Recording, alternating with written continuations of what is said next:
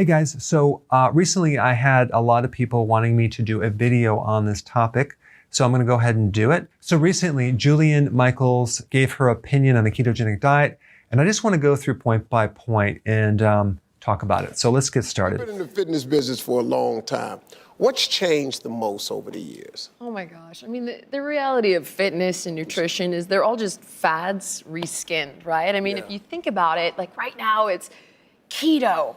And like, I don't know if anybody is as old as me in this room, but that diet used to be called Atkins. And my mother did it in 1980. So, you know. So it is true the Atkins diet does put you in ketosis. But the Atkins diet is pretty high in protein. So keto is moderate protein. Okay, so I just want to clarify that.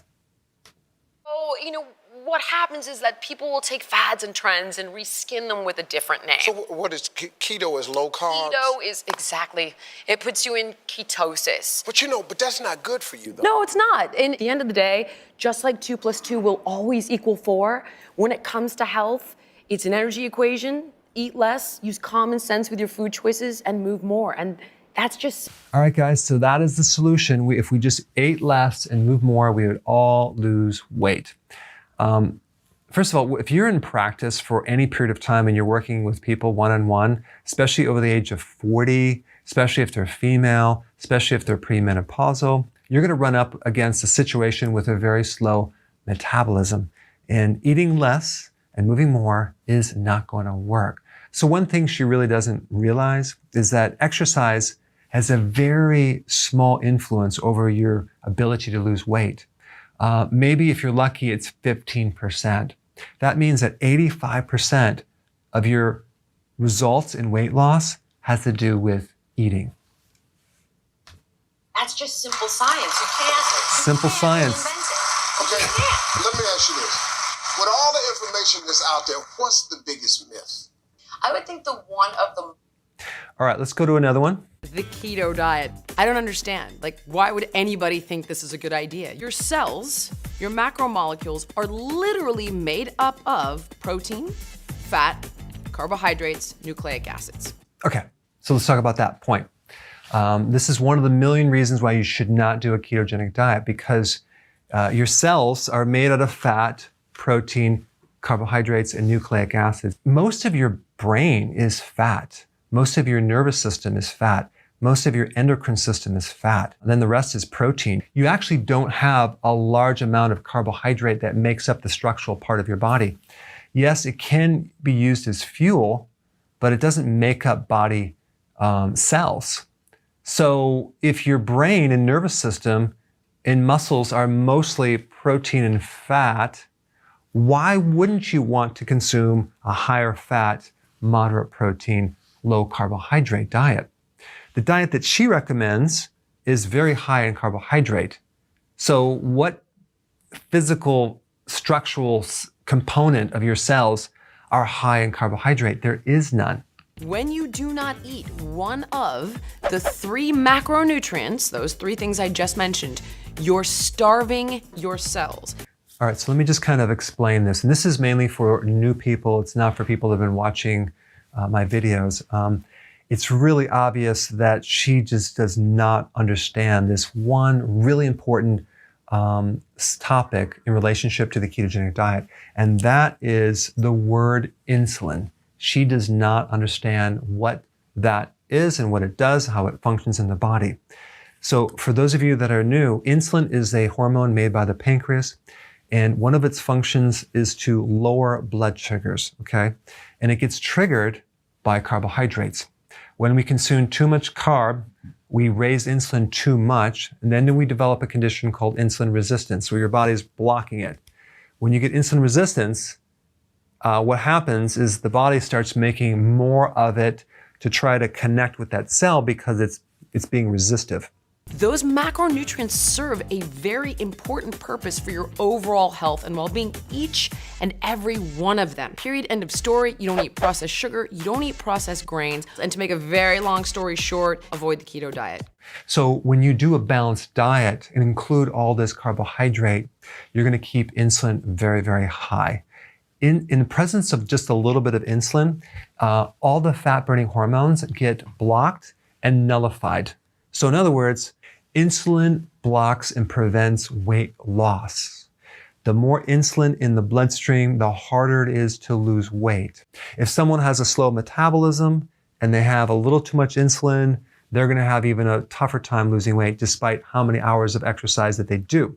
And when you develop insulin resistance, you can't absorb those nutrients. So the concept of everything in moderation or a balanced diet is a very bad idea. So I looked at Jillian's website just to find out what food she's recommending. Of course, you can do toast. You can do fruit like apples and bananas. You can do yogurt, waffles, pizza, pop chips. That's processed potato, okay? These are all just gonna raise insulin. It's gonna make it harder and harder to lose weight. And one more little point about this is that she's part owners with a company called SodaStream, and some of the products have sugar in it. So of course, she has to justify that. I mean, the ketogenic diet right now is exploding. It is the fastest trending diet right now. And because she spent years promoting the same old low calorie, low fat, whole grain, eat everything in moderation, snacking between meals, she obviously has to defend that viewpoint because there are so many people searching for the ketogenic diet. And her whole thing is the exact opposite of the ketogenic diet. So it's really obvious that she's not trying to understand it. She doesn't have a clue. She doesn't understand insulin. And she just has to invalidate it because it's basically opposing her diet. All right, so let's just continue. This is an article, NBC internal investigation probe whether Biggest Loser contestants were given drugs. So right now there's a lawsuit going on to determine if there was drugs involved to help people lose weight. Jillian Michaels was one of the personal trainers involved in this show.